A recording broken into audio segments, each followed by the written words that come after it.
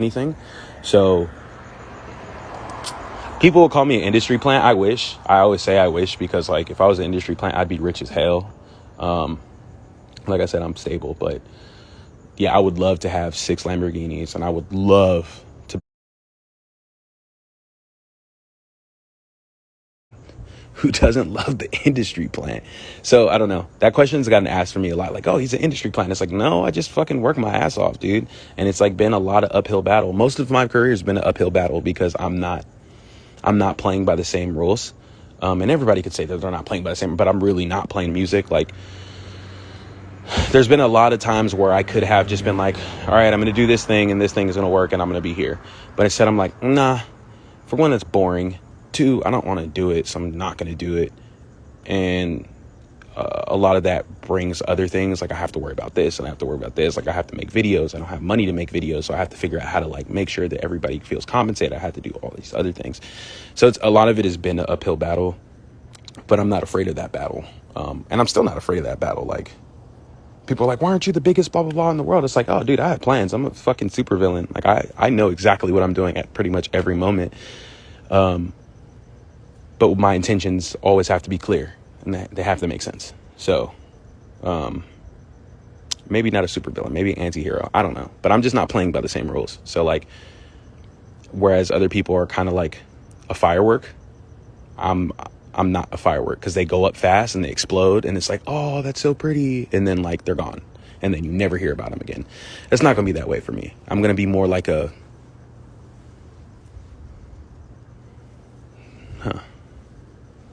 not a firework. I'll be like the ocean. It's always there. It's always loud and it's always dangerous.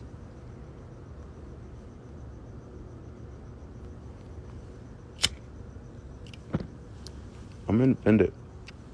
On Google, it says I'm signed to Handwritten Records. That's my partner. David Zeeler is my partner. So he funds a lot of what I do, thankfully. And he has a record label called Handwritten Records. I sounded like a penguin. I was like heaving. He has a label called Handwritten Records, and he basically puts out my music. He distributes my music. So it says that I'm signed, but I'm not signed.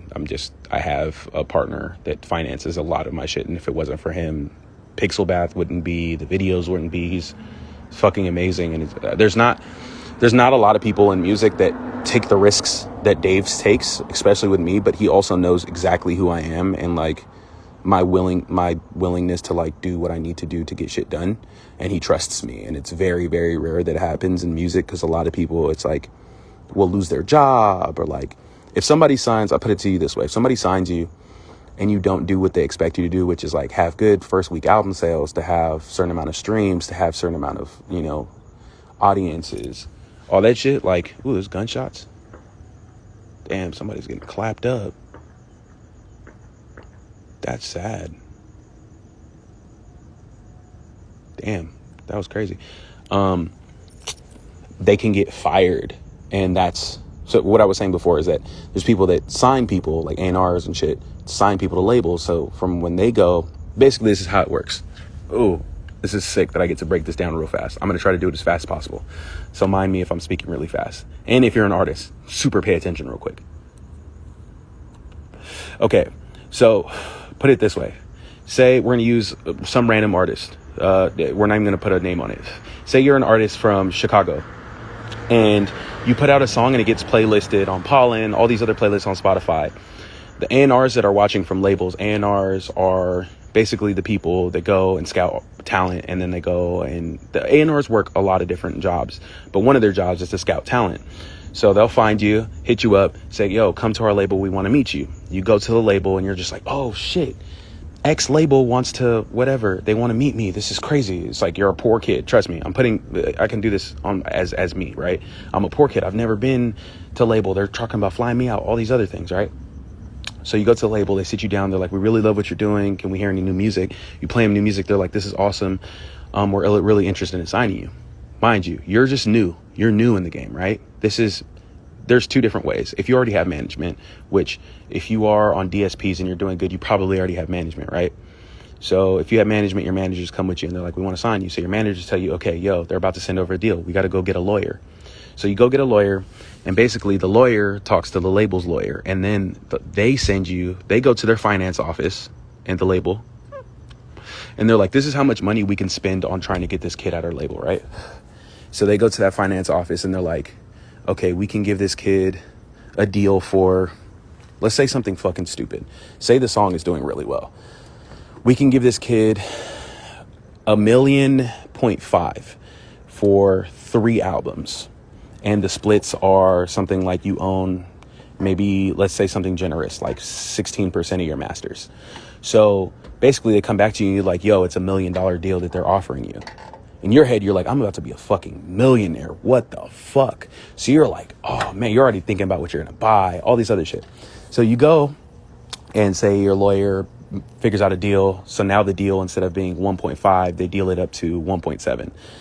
So that $1.7 million is spread across those albums. So say on the first album, you get an advance of, let's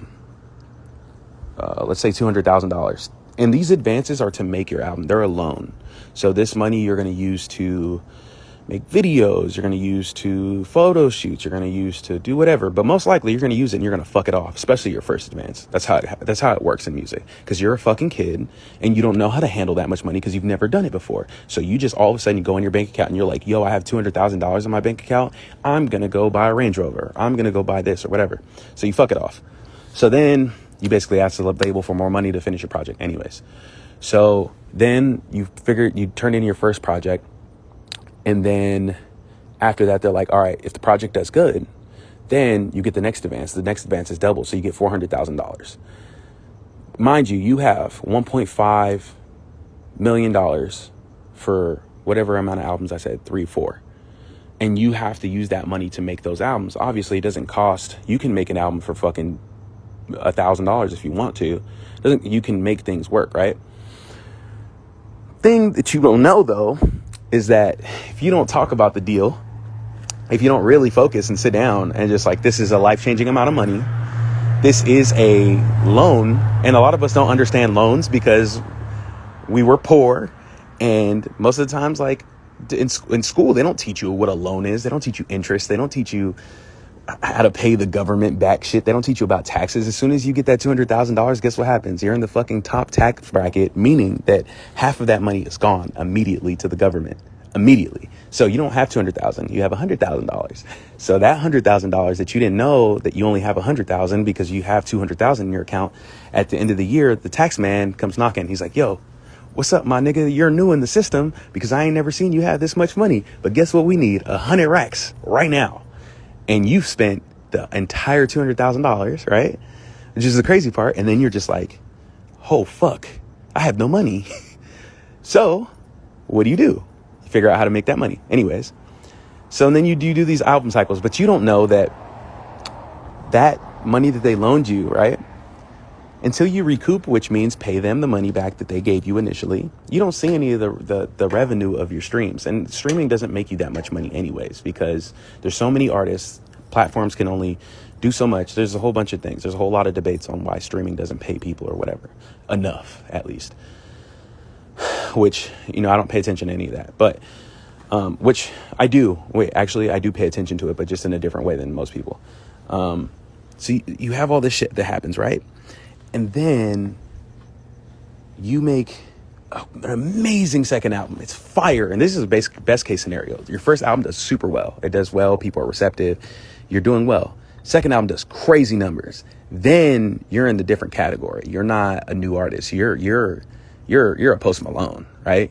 And they're like, okay, we can invest more money into you. The deals get rehashed out. Instead of giving you on the next album in advance, instead of giving you, the double of 400,000, which is 800, they give you 3 million because that's what you're worth.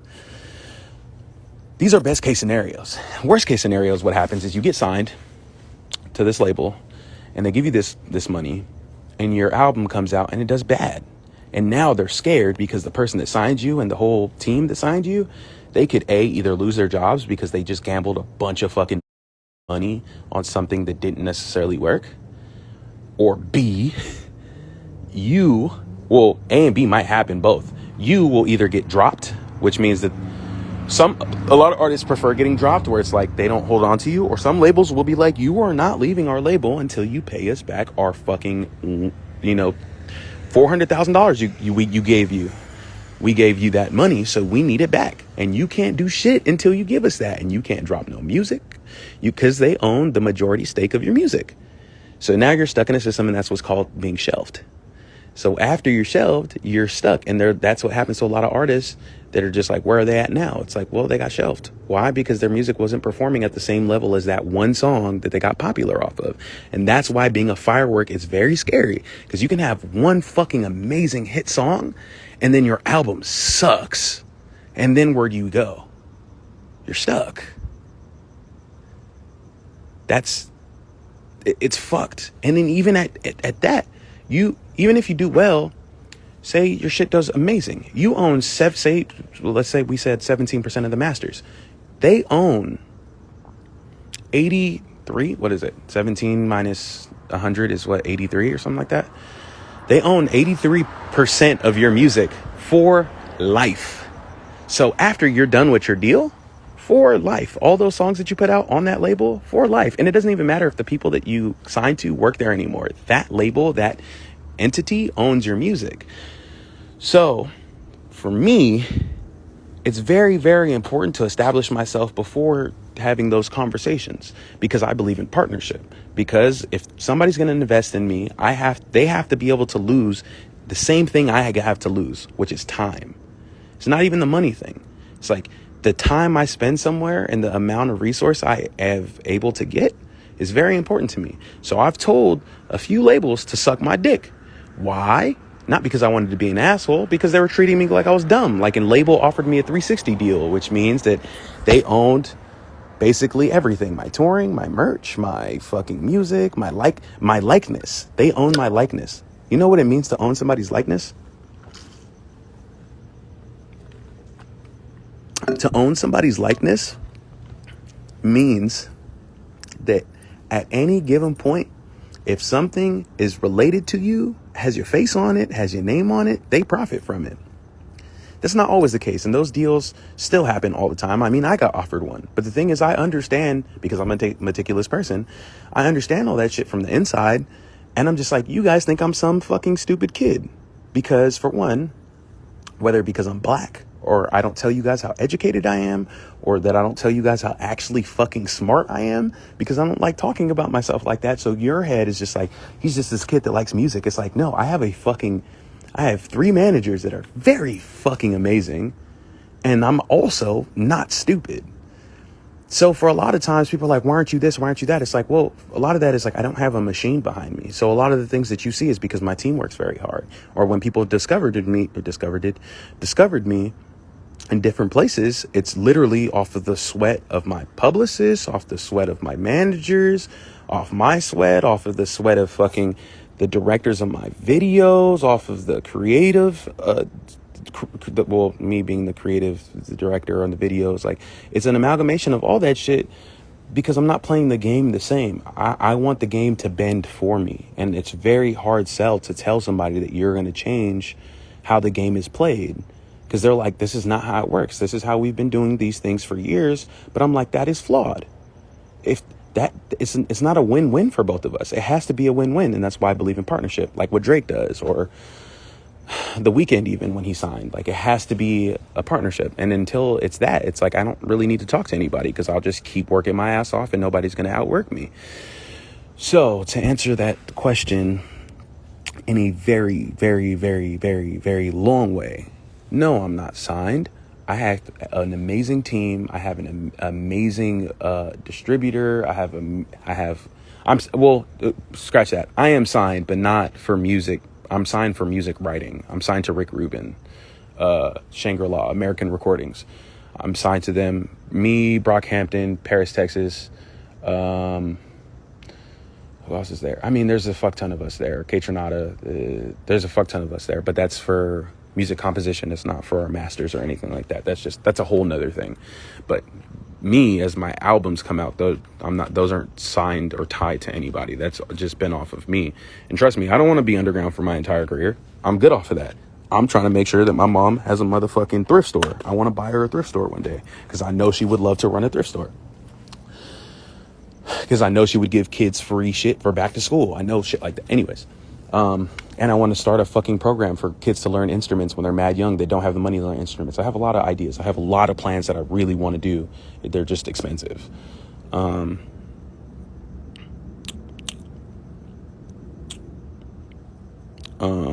Yeah, so no, I'm independent, but not in the means of like I'm by myself. Like I have an amazing team that works with me.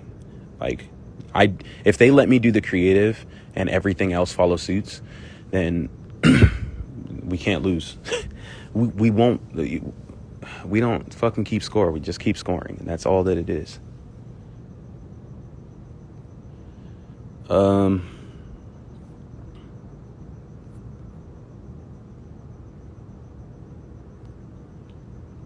When? What?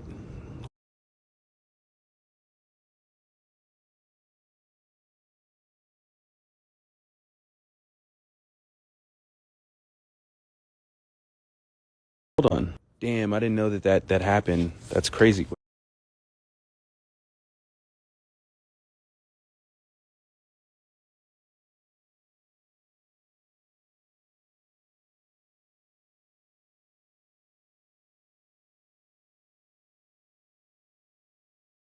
Is it? That's crazy. Damn, I'm really excited. Well, that's tight. Kind of made my night. Thank you for that. I appreciate that. One of my favorite artists of all time. Also somebody that's not super transparent, which is fucking crazy. It's amazing.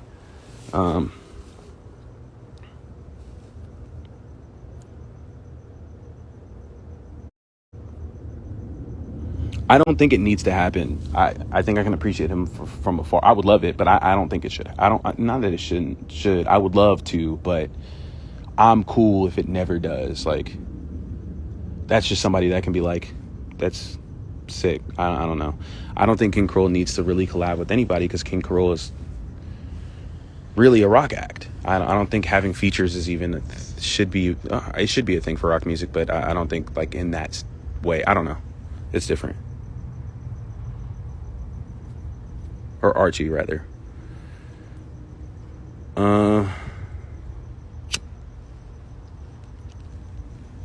I'm not a rapper. I'm a fucking walking paradox. No, well, I don't see myself as a rapper, but people see me as a rapper, so that's fine.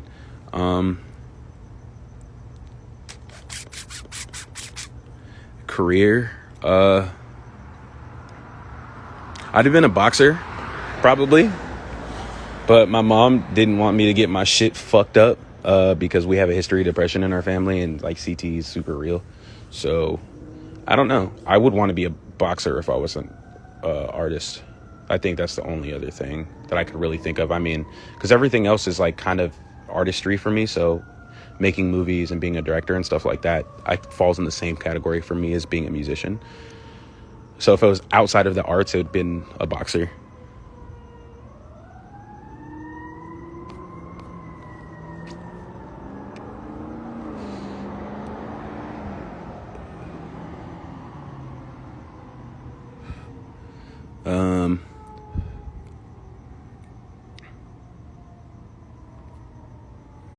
Yeah, all the time. I mean, every time I have a show, I meet everybody that comes up to me, and a supporter that comes up to me, I consider being cool, not because they just like me, but it's like they have the guts. Because like I'm tall as hell in person, and a lot of people think that I'm for whatever reason small, and I'm not. I'm hella tall, and I can not exceedingly tall. Like I'm 6'1", it's pretty tall, but I'm just not like a small human. So like I could kind of throw people off a little bit. And also the perception is that I'm kind of mean for some reason, which I guess I look mean or something. I look like my bulldog is the way I think of it. But He's not mean. He looks mad all the time, but he's not. He's just hungry. That's usually the case with me too. I'm not mean. I'm just hungry. Yeah, there was a kid in the New York show that I remember for sure. He had on like an army helmet with bunny ears on it, and that shit was sick as hell. And I still think about that shit. I'm like, man, I would love to get that kid tattooed on my arm. That was tight.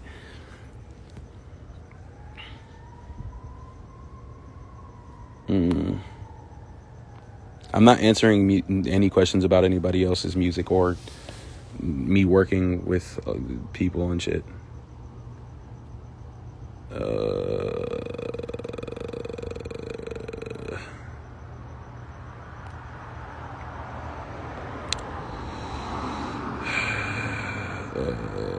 I'm sorry, I'm looking for questions.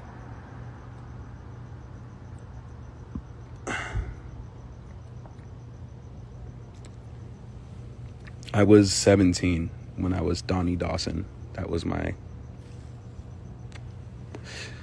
first like artist name that wasn't related to my actual name, because my artist name before that was my actual name, Toshi.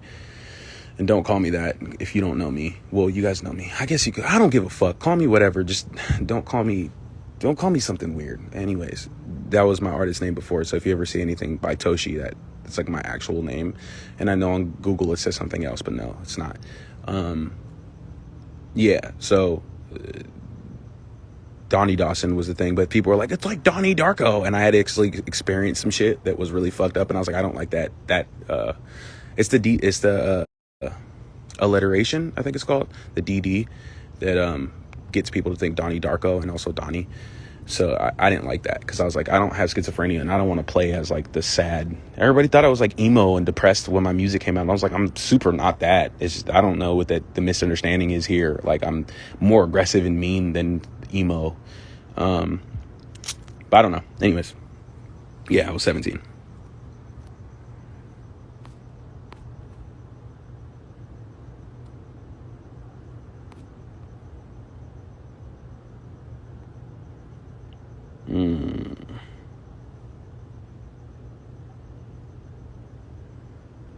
Don't.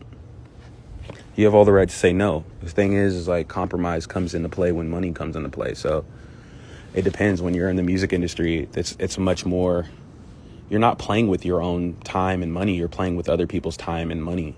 And like, those people have jobs. So like, that's why I don't villainize the music industry. I think it's flawed, but the people that work in it, they're working a job. So a lot of times people are like, man, fuck labels, blah, blah, blah. And it's just like, I get that in a general sense, but like, they are working a job. It's a business about making money as much. Like, some people say it's about moving music forward or art forward. It's like, no, it's a commodity. It's like they're selling milk, essentially. Like, they have to brand it. They have to make sure that the things that they're doing pay off. They have to use the right amount of plastic, or the right plastic, because they want to make the most money out of it. And that's the same thing with the industry. So a lot of things that people think is, they want me to fail. Like, they don't want to. It's like, no, they're trying to protect their investment. And like, I understand that from a business perspective. From an artist perspective, a lot of artists don't give a fuck about business. It's very important to be aware of both of them. To be aware that when you're working with other people, you're literally working with other people, and you're going to compromise things. And there's people that don't have to play by those rules, and those are people that you love. Tyler never played by those rules. Tyler was exactly who he was his entire career, and I don't think one label has ever told him you can't do something. And I always use Tyler as a reference, because Tyler is an amazing reference of that. He's always like, I'm going to do what the fuck I want to do because it was going to work. And they don't care what you do as long as it works. But if it's not working, that's when they're like, I think you should do this song, or it should be this, or it should be that. And it's like, when you're playing by a whole different set of rules, then nobody can really tell you what is what. You are dictating what.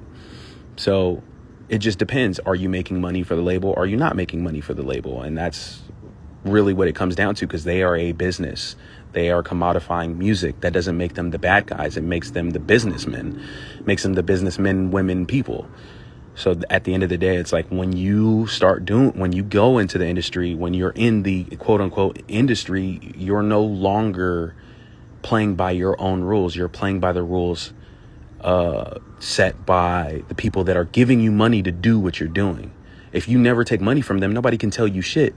Doesn't mean you're not going to be successful, but it just depends the type of artist you are. I've got to where I've gotten, and I've never had to listen to one fucking person tell me what song needs to come out first. I've never had one person tell me that I need to change a cover art. No, I've never had one person tell me I can't do something. And that's how I want to do it when I eventually end up partnering with the label. But in order to do that, I have to make sure that I'm in a position where I can do that.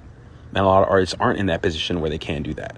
A lot of artists don't have that relationship because, for one, there's still an investment that hasn't paid off yet. But once your investment pays off, they don't give a fuck what you do because they know it's going to work. So to answer your question, you don't have to sacrifice shit. But as soon as you do want to sacrifice, as soon as you need something from somebody, there's going to be a certain sense of sacrifice. When you're in a relationship with a partner, you sacrifice. If you're in a monogamous relationship with somebody, you sacrifice in going and having relationships with other people because you are now getting emotional shit from another human being. And the idea is that you guys are together, just you guys. And you can't have it both ways. You can if you're in a different kind of relationship. And that's what I mean. If you're in an open relationship with somebody, then it's whatever you can do. You know, there's limitations that you guys set. And that's the same thing with artists, where it's like, once you're already doing what you want to do and it's paying off or whatever, you get to a point where they're not going to tell you shit because whatever you're doing is working and they're not trying to fuck that up. And there's certain artists that can do that. And there's certain artists that can do that. And there's certain artists that can't do that. And I know every artist wished that they could do that, but that's not the case.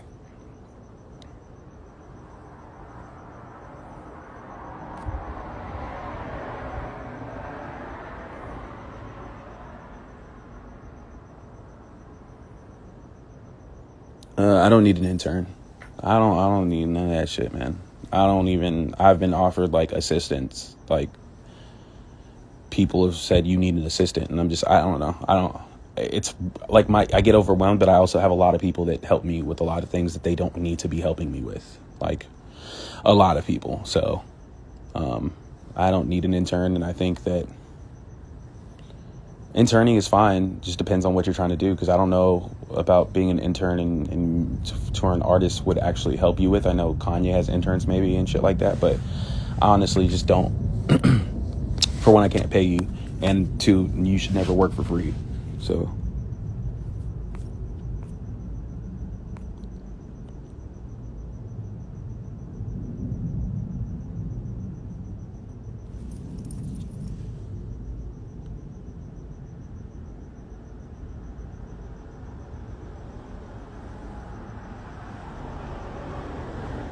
I don't know if you could see it,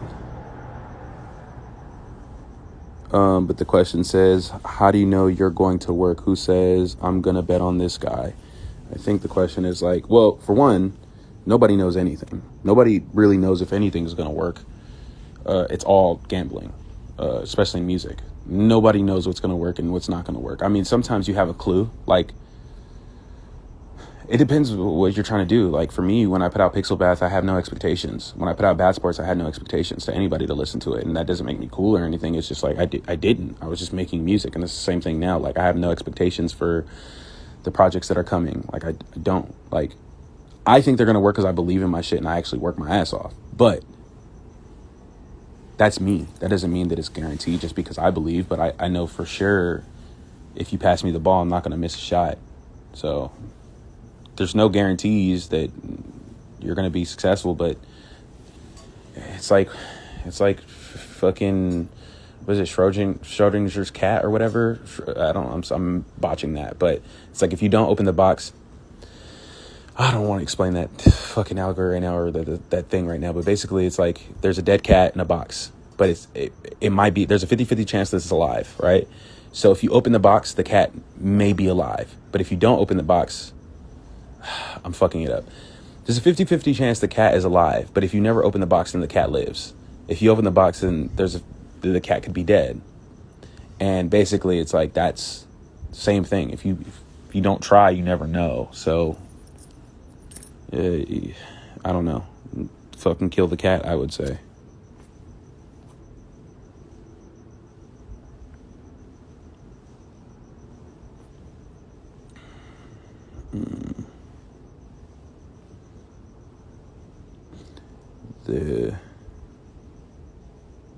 Exactly. There's two realities. There's two realities at the same time. It's all down to choice. It's the perfect way to put it. My biggest step in my career. I don't think I've taken it yet. I think being not afraid, but even I'm still learning how to not be afraid of specific things. I'm still like learning how to not be afraid to do great things because like they seem overwhelming or big.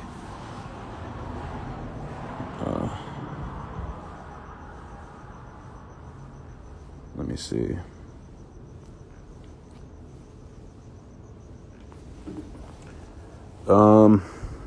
Yeah, I'm gonna tour Australia for sure. I'm gonna tour everywhere if I have the chance to. 100%. I'm not gonna try to miss any place unless you're like in the fucking middle of the world. It's somewhere random ass place. Like you're probably gonna have to take a train or some shit. But I'm definitely gonna do the whole thing, the entire thing. I want to tour, and then I may never tour again, and I might just do what Frank Ocean does and play festivals, and just like you might catch me doing it, or I might cancel the day of. I don't know what I'm gonna do until I do it.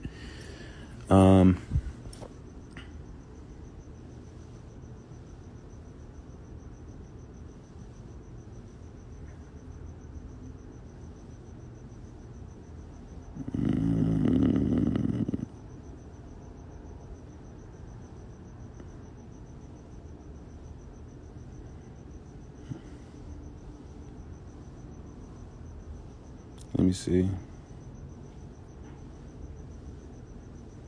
Best GameCube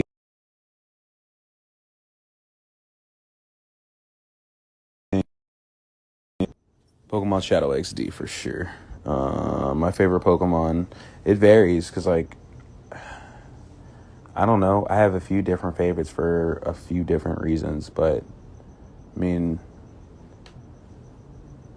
I don't know. That's a hard question.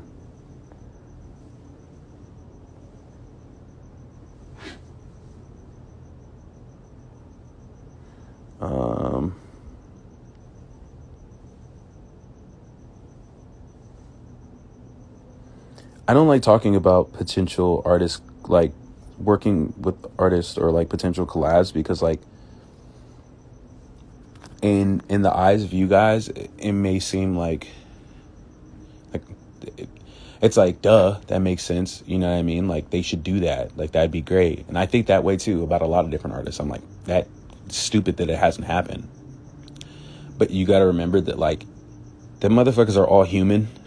And like some people just don't like each other. Like you don't have to like everybody, but you ever meet somebody and you're just like, I just don't like you. Like, I don't know. You didn't do anything to me. I just don't like you. That happens a lot in music, where you just meet somebody and you're like, I don't like who you are. And it may not even be anything fucking crazy. It's just, I literally don't like you. And sometimes it's just like timing.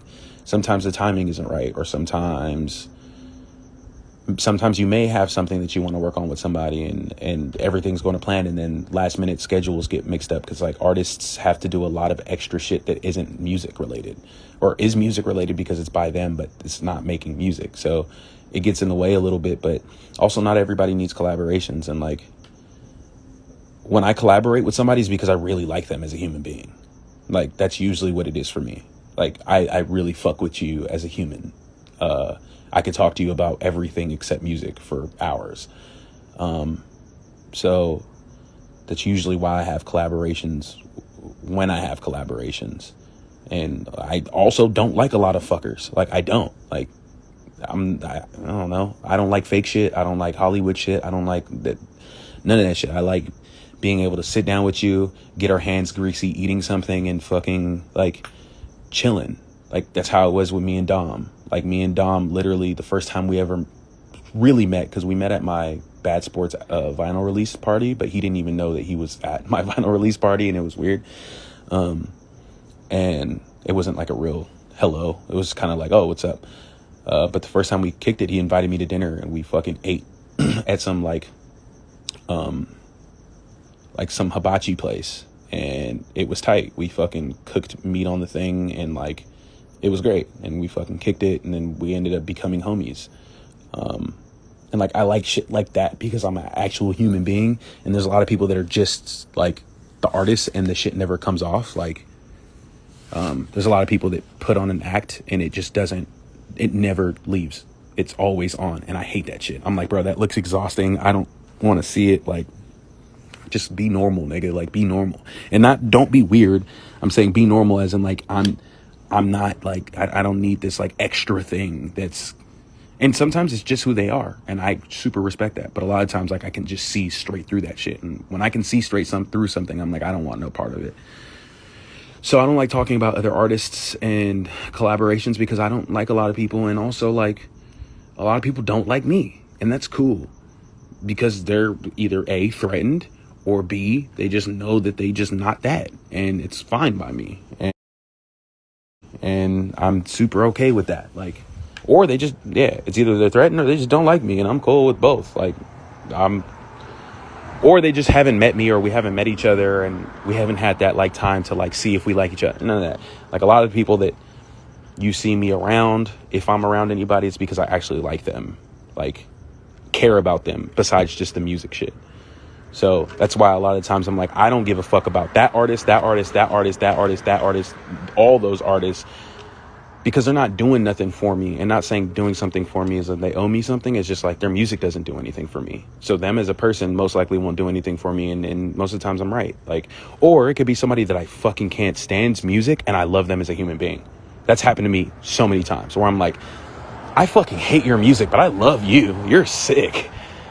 And it's okay because they could feel the same way about me. And I'm sure that happens all the time.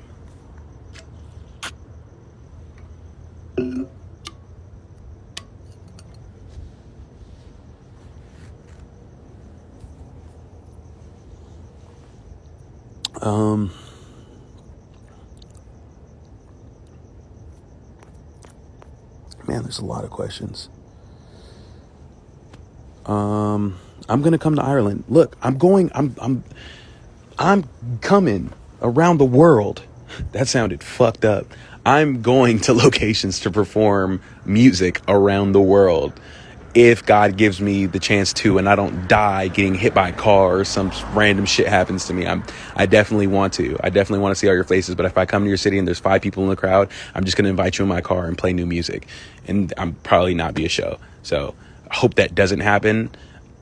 Or probably, no, I'm not doing that because then people are going to be like, just don't go. And then whoever goes, no, fuck that. If you come and there's 5 people in the crowd, I'm going to appreciate it regardless.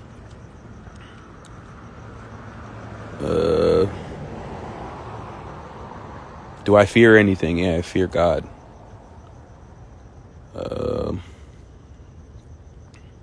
Jesus Christ. My breakthrough? What was your breakthrough? I don't know what that necessarily means. But maybe that question had to do with something when I was talking. But I've had many breakthroughs in my life. How old am I? I'm fucking... I'm 300. I'm fucking 300. No, just Google it, dude. They have my birthday and all the whole shit on there.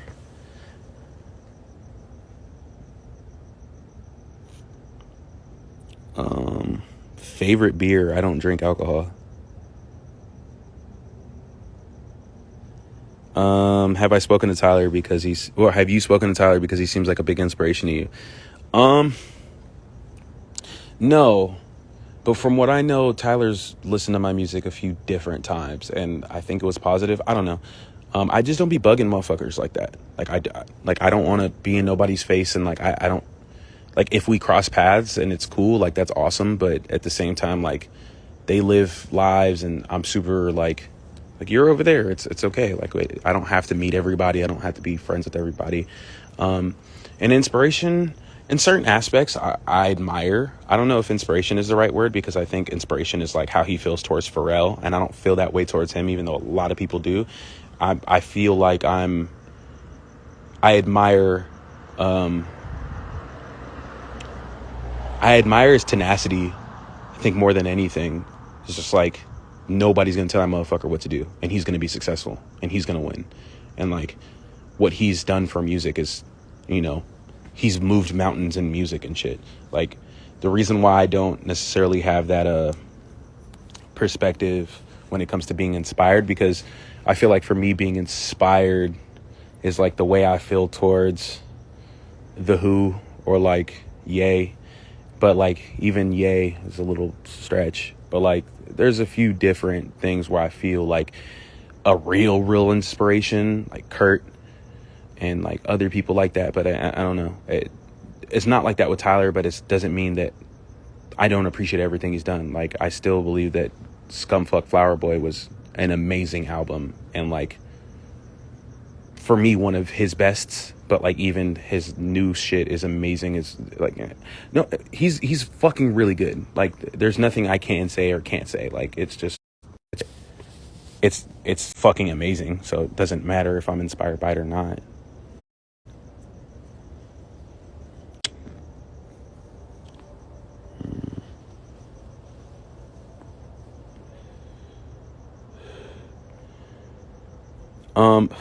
So, okay, when you're an artist, you can be signed for different things. So when you sign to a label, most of the times you can sign to a label for your master and your publishing. So I'm signed for publishing, meaning that my songwriting, meaning that the literal words that I write are not owned. Like, I split profit. So if say a commercial uses my song, those words and that phrasing, not necessarily the musical component, but those words is what basically pays the publishing the money that they gave me, or whatever the case is. So that's what we split profit on. Or like, if I write a song for X artist, if it depends, if the publisher is giving me a loan, then for that they get paid from that. Or if not, and I own all my publishing, or I'm not splitting my publishing with anybody, then I get 100% of whatever that commission is for writing whatever song.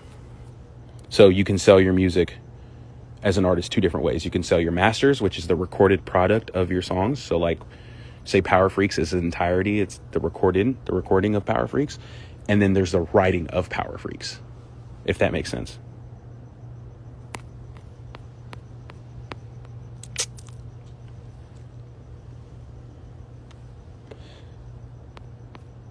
Man.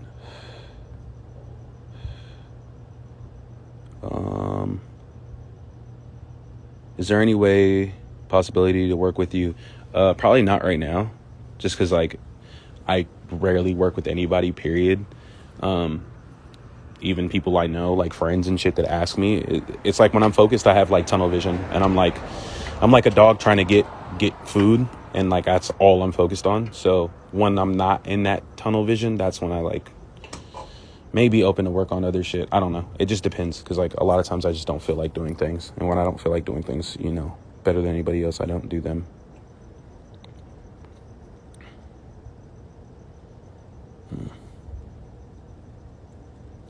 What's your deal with skateboarding? Because I know you skate. Me and skateboarding have a very funny relationship. Skated for a very long time, then I stopped, and I skated during college, and then I stopped, and then I started skating again because my brother moved from New York back to LA, and he's been staying with me, but now he's about to move across the street, so he's been staying with me just while he finds his new place. But happily, he's fucking moving across the street from my house, which is sick. And he skates way better than me.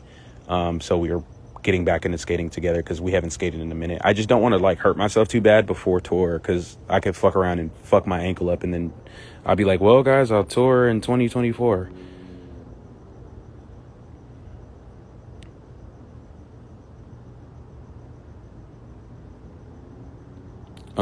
How did you find your team, and how do you trust them? My team found me, essentially. My first manager, found me when I was 17 on SoundCloud. And he wasn't like trying to be a manager. He was just like, if you need help with anything, just let me know. And then I didn't need help with anything, because you don't really need managers unless you need managers, and you'll know when you need managers. And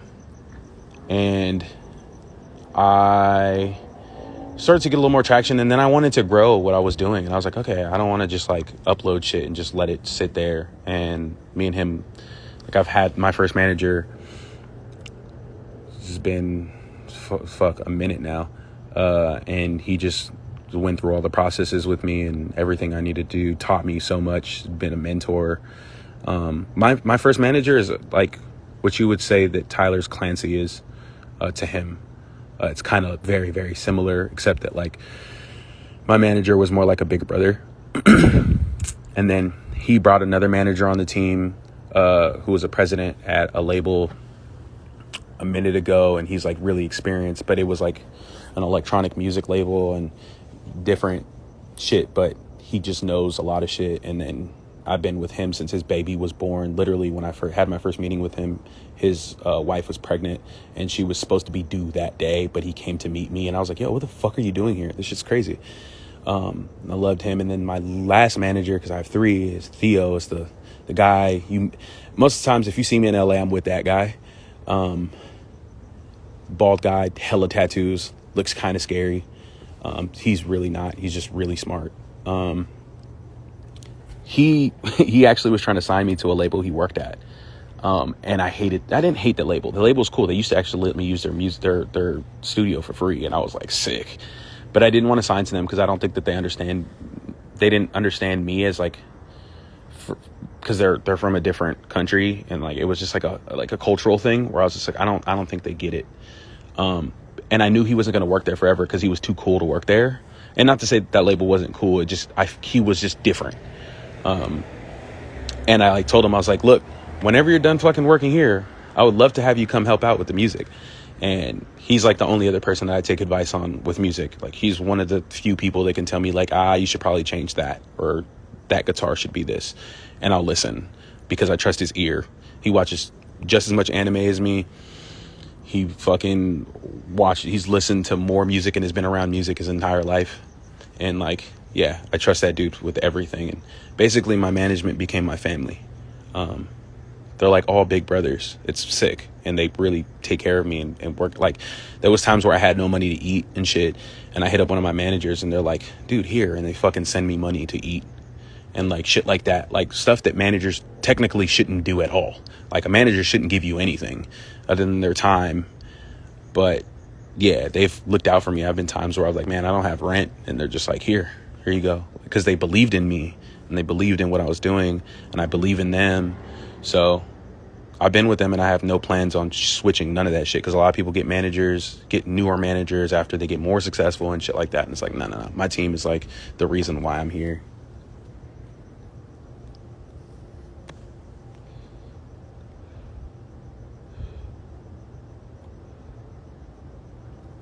Any vinyl restock? No. If you got it, you got it. But no, there's like, I could print more, but like, no. You know what there is gonna be though, for people that didn't get my vinyl, like the one that I'm personally making, my distributor. So the guy that I'm partnered with, he's also doing his own for Pixel Bath, and that one's gonna be everywhere. But that one's not gonna be done by me. I think it's all black and like just has the track list on it, and it's just going to be the actual vinyl if you want to listen to it on vinyl. But it's not going to be like the art piece that I sold to people. And maybe the next one more people will be aware, but nah, that shit takes too fucking long. It's like, it takes too fucking long. It's very annoying. I hate having like people wait on shit. I don't like none of that.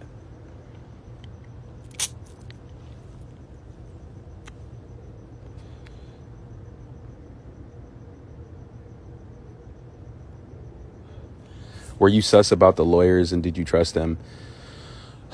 You should be sussed about everybody. Well, that's at least how I am. I'm like, I don't know. I don't trust a lot of motherfuckers. Like, that's how I am naturally, because I grew up in an environment where like you had to have your head on a swivel. So I'm very like, I don't know. In a business meeting, I'm always usually the one talking, and usually my managers are just sitting back and kind of like watching me have this conversation, because it's important for me to know whoever I'm talking to. But I'm pretty much sussed out by everybody until I like meet you and know you, and like that doesn't change for anybody. And I'm just like that because, you know, the environment I grew up in. So it's very like, trust is a very, very, very, very, very valuable thing, and who you place it in is a very, very, very hard thing to do, and the reasons why you do it all have to be up to you. So that comes with anybody in your life, and sometimes you're wrong. Sometimes you could trust the wrong people, and I've done that many a times in my life. But I usually have a pretty good judgment of character, and doesn't mean that I'm always right, but 9 times out of 10, if I'm like, if my gut says like this person's okay, like most of the times they're okay. And if they're not, like they could probably fight me, and that'll be that.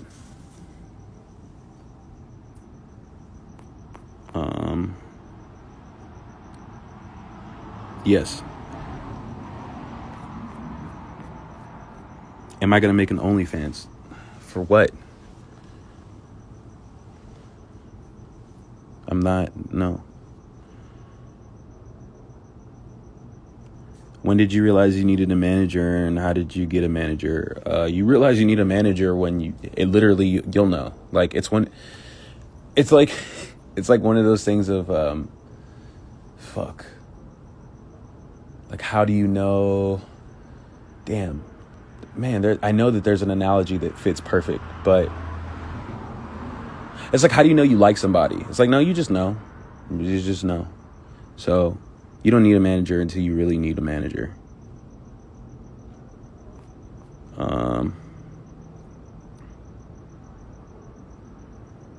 How did I get ASAP feature on Triple Double? He wanted to be on the song. And I worked with him for many a nights and like done this shit. I've worked with a lot of people that I just don't talk about.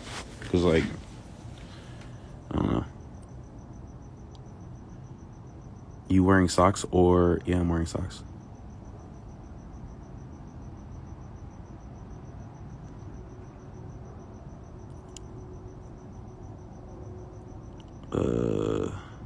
How did you manage to get Rocky on the album? I told you. I didn't ask him. He wanted to be on the album. And I was like, yeah, of course.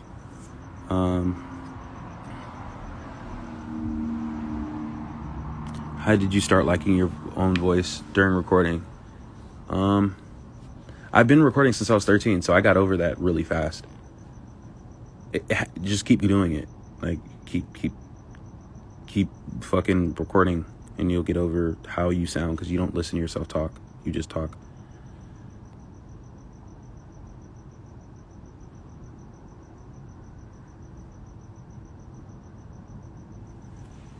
You're not. It's not very helpful of me to say, but you're definitely not going to get over that anxiety until it comes out. That just comes with it. Like, you shouldn't be like anxiously like fucked over it, but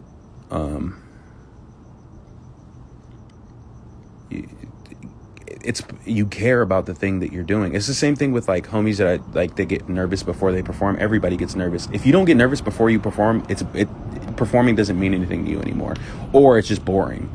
There should be a little bit of like, I have to take a shit, like a little bit, like not enough to like overwhelm you, but just a little bit of like, my stomach hurts, and that should always be a thing. Like for me, I'm very comfortable on a stage, but I've also been performing since I was 14.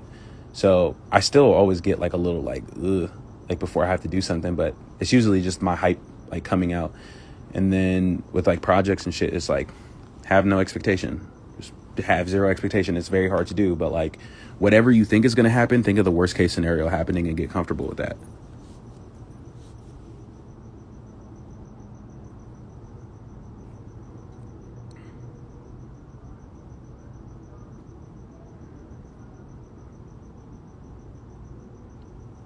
Bubble guts, yep. Am I wearing pants? Yes, I am wearing pants. Oh, there goes Red. Red, you want to get on? He's going to say no. If Red gets on, that'd be probably the rarest sight. Come on, Red, you could put on a ski mask or something.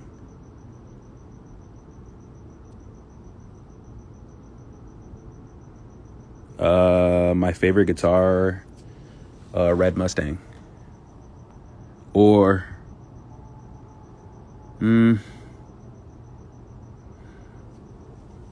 yeah, probably Red Mustang. Or, fuck, that's a hard one, because I also love a jazz master, like a good jazz master.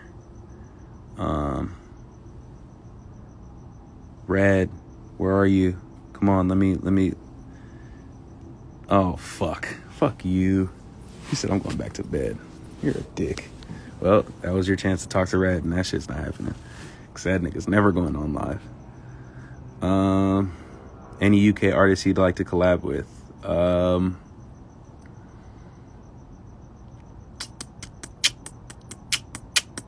I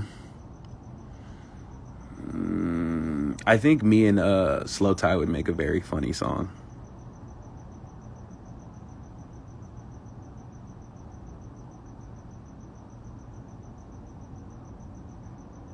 What inspired all the noise in your albums? Angry at the World. I just like distortion.